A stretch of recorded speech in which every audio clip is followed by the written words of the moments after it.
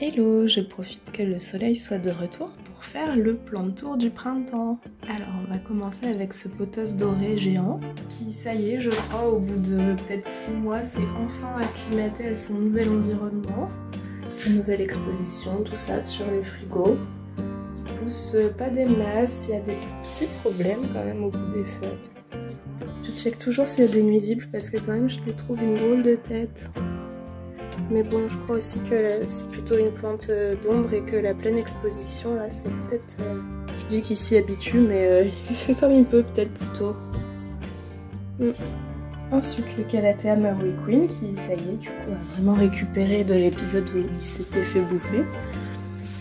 Voilà, ça se passe bien pour lui, apparemment. Peut-être qu'il a juste un peu soif, ouais. À côté, un petit persil que je dépiote pour la cuisine. Là, je fais assez vite fait de vin pour vous montrer le pothos doré.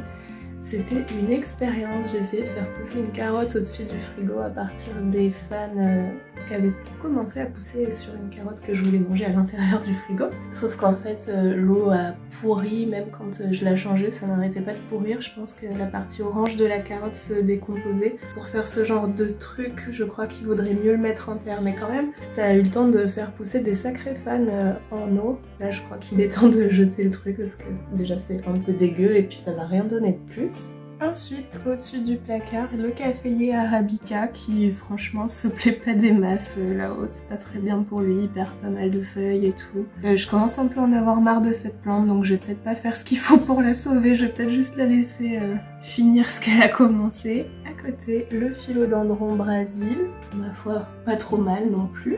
Là on a le Calathea Triostar, qui est pas dans une forme olympique. Depuis le déménagement, ça va encore plus mal qu'avant, qui était déjà pas très en forme avant, mais alors là, c'est pas génial. Il a plus que 3 feuilles et les 3 feuilles vont mal. Donc bon, peut-être que ça va être un peu la fin pour lui aussi. À côté, le pothos argenté, lui par contre, ça va bien, il pousse. Je trouve qu'il va vachement bien avec son cache-pot. Ensuite, au-dessus de l'autre placard, j'ai mis en eau du coup des boutures de pothos doré et pothos marble queen. Il y a plein de feuilles qui crèvent. Je crois que c'est pas le meilleur endroit pour elles. Je vais peut-être les rempoter. Maintenant que c'est le printemps, en fait, ça va être le moment pour rempoter les boutures. Si j'ai la foi, je ferai ça. Sinon, je vais peut-être virer juste les feuilles mortes parce que c'est quand même archi moche là. Ensuite sur le balcon, plusieurs choses. Déjà un autre persil, le coléus qui allait très mal, je pensais qu'il était mort mais en fait il fait des toutes petites feuilles sur le tronc. Sauf que comme le bas du tronc est moisi, je pense que je vais le couper et replanter dans le terreau directement les 2 tiges là, enfin les morceaux qui sont pas encore trop pourris. Ces tout petits bouts là par exemple, parce que je vois que là avec la luminosité qui revient, il y a des feuilles qui repoussent ici. Ensuite j'ai trouvé un bout d'arbre de jade, une feuille, et je l'ai planté directement dans le terreau pour voir si ça va raciner. C'est un peu expérimental. Du coup là c'est archi moche, c'est un peu dévasté comme coin. Clairement on va avoir envie de profiter de la terrasse un petit peu cet été, même dès maintenant. J'aimerais bien que ce soit un peu plus joli, donc je vais peut-être changer quelque chose. Aussi vous voyez pas mais il y a plein de poils du chien dans le pot, je ne sais pas trop pourquoi. Un peu de nettoyage s'impose. Alors on continue avec la plantagère. Alors là il y a du nouveau et du vieux on va dire. La Monstera variegata, identique à elle-même, il ne se passe rien. J'ai pas regardé si au niveau de la dernière feuille il y avait quelque chose qui poussait. Ah, on dirait pas.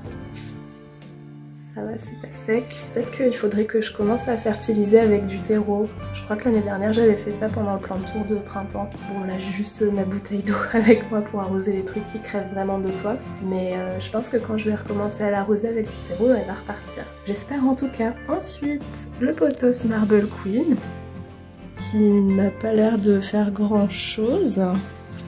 Si quand même, je suis mauvaise langue, il prépare des feuilles.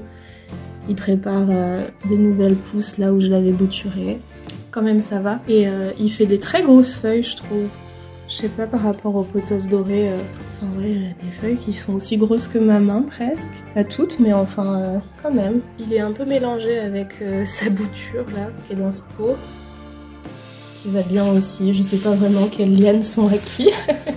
Mais ça pousse. Au bout là par contre ça refait pas de nouvelles pousses. Peut-être que ça va venir, hein. On est que le 21 mars donc il y a des chances que ça ne vienne qu'après.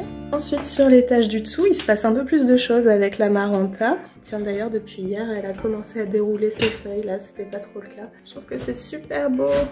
Vraiment ces taches là comme ça c'est top et je suis contente qu'elle fasse des nouvelles feuilles parce que j'ai découvert qu'elle avait des acariens donc je pense qu'elle va perdre pas mal de ses vieilles feuilles. Est-ce que j'arrive à vous montrer ça? Là ces trucs là c'est des bestioles en fait dans les nervures. On le voit bien je trouve par transparence quand on est à contre-jour des feuilles. Voilà, j'ai acheté un traitement pour les cochenilles farineuses parce que j'avais un doute sur une infestation de cochenilles. Et en fait, il y a des chances que ce soit plutôt des acariens. C'est ces taches-là finalement qui me faisaient douter. Et il y a une d'entre vous qui me disait que ça c'était typique des cochenilles, je crois. Après, à mon avis, l'insecticide c'est le même pour tout. Juste, j'attendais qu'il fasse un peu beau. Oh là là, mais je suis en train de voir que sur la Monstera aussi, il y a ces espèces de taches. J'espère qu'elle n'a rien derrière. Pas l'impression.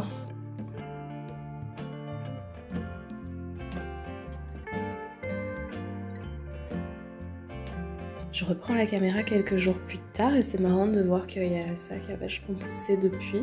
Les rouleaux, ça n'a pas des masses évolué là. Et on va passer à l'autre Maranta. Alors, celle-ci, des nouvelles feuilles qui sont tout en haut. J'avais commencé à tourner l'évolution du déroulage de cette feuille, puis de celle-là. C'est un peu en cours, mais je crois que j'ai loupé plein d'étapes. Je sais pas si cette vidéo verra le jour.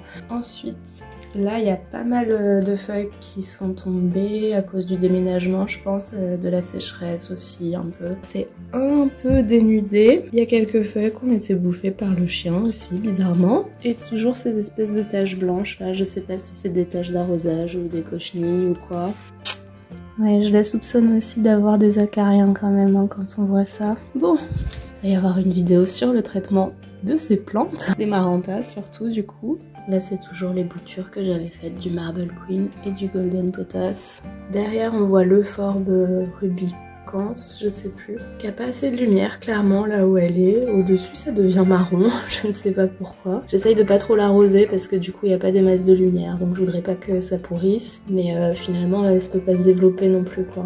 Ensuite, les boutures de la Maranta. Là, il y a deux nouveaux petits rejets qui sont sortis de la terre. En fait, il y avait que 2 pousses que j'avais mises en terre. Et à partir de là, je ne sais pas trop ce qui s'est passé, mais il y a des nouvelles feuilles qui sortent directement du terreau. Et ça fait, en fait, c'est pas juste une feuille qui sort, hein, c'est vraiment des nouvelles tiges, comme sur la plante mère. Ça sort directement du pot. Je sais pas trop ce qui se passe dans la terre, mais c'est chouette. Tous les printemps, ça fait ça. Après, ça fait des fleurs au bout et tout, donc on verra. Là, il y a toujours ça. Je sais pas si c'est... je sais pas ce que c'est. En tout cas, c'est bien dur. À un moment, je pensais que c'était peut-être l'équivalent de ça, là. Je sais plus comment ça s'appelle, le truc qui est autour de la feuille. Et en fait, bon, peut-être que ça va donner quelque chose à suivre.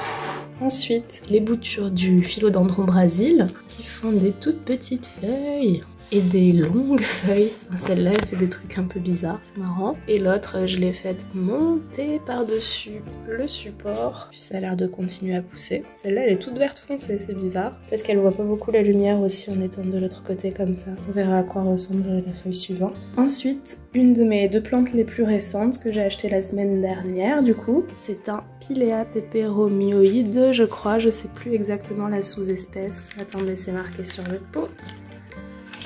Peperomia polybotria raindrop.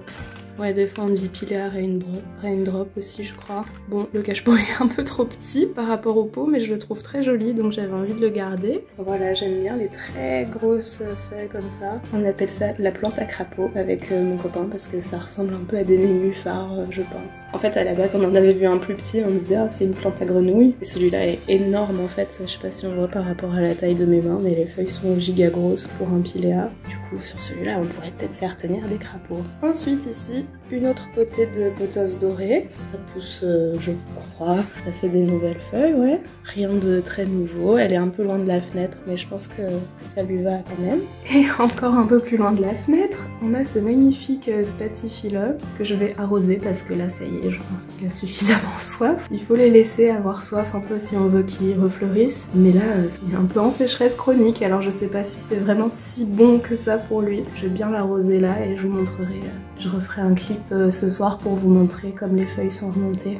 Et on termine encore ce plantour dans les toilettes, décidément ça devient une habitude, avec la pousse de pothos dorée qui est bien dorée, mais là normalement c'était la prochaine feuille et ça a fait ça au bout, donc je sais pas trop, je n'ai pas trop envie d'intervenir, je le laisse faire. Il y a des feuilles qui noircissent au bout et tout. J'essaye de voir s'il y a des bestioles au dos, mais c'est pas très clair franchement.